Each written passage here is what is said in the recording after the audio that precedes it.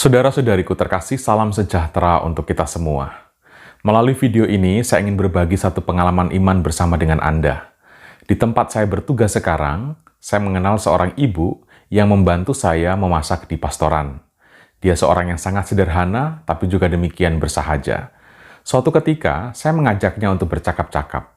Mulai dari percakapan yang ringan, sampai kemudian dia sendiri menceritakan banyak hal tentang kehidupannya, tentang kebahagiaan dan kesedihan, tentang harapannya, tentang kecemasannya.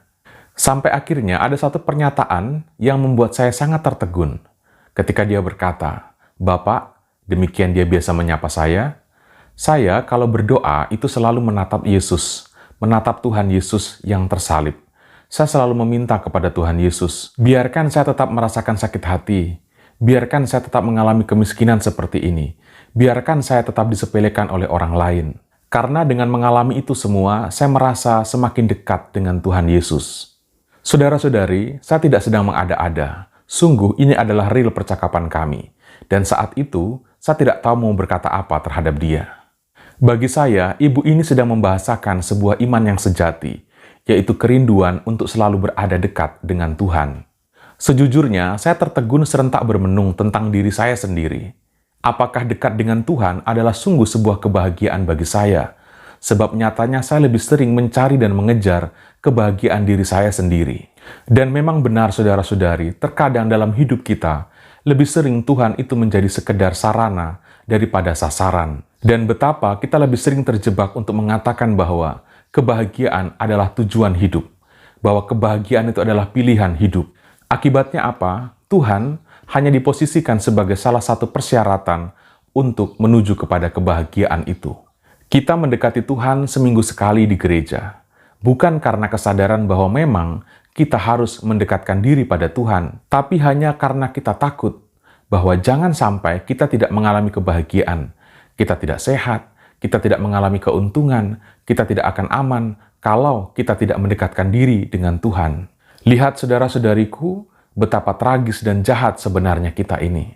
Mendekati Tuhan hanya sebagai salah satu tindakan pelengkap supaya bisa bahagia. Artinya, kita mendekatkan diri kepada Tuhan bukan karena kesadaran bahwa mendekatkan diri kepada Tuhan itulah sebuah kebahagiaan, tetapi kita mendekatkan diri kepada Tuhan hanya supaya kita bisa bahagia. Pernyataan ibu tadi mengajarkan kepada saya bahwa kalau persoalan dalam hidup ini bisa membuat kita semakin lebih akrab dan hangat dengan Tuhan, lalu mengapa kita harus terlalu terfokus dengan persoalannya?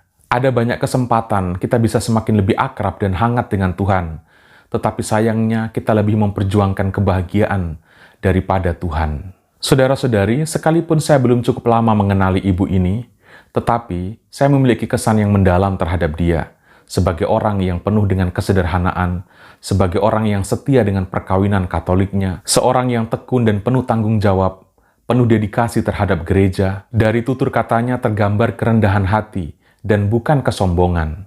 Dia begitu mudah untuk dimintai bantuan, padahal di dalam hidupnya sendiri, dia memiliki beban yang sungguh luar biasa. Dia memiliki tekanan juga yang tidak ringan, yang dia harus panggul di hampir setengah usia kehidupannya. Inilah sebenarnya daya kerja iman.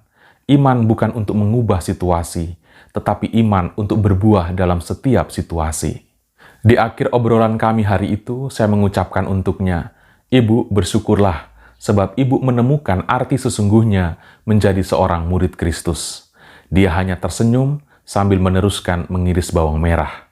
Sejak percakapan itu, ketika berdoa pribadi, saya seringkali berucap, "Ya Bapa, biarlah saya tetap taat, tetap murni dan tetap miskin. Sekalipun mungkin dengan ketaatan ini, saya akan kehilangan begitu banyak impian saya. Sekalipun dengan kemurnian ini, saya akan lebih sering mengalami kesepian.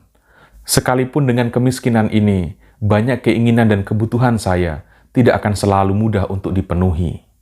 Biarlah saya tetap taat, tetap murni dan tetap miskin. Jika dengan ketiga hal itu, saya bisa semakin dekat dengan Engkau. Sebab satu hal telah kuminta kepadamu, dan itulah yang kuingini, diam di rumahmu seumur hidupku." Amin.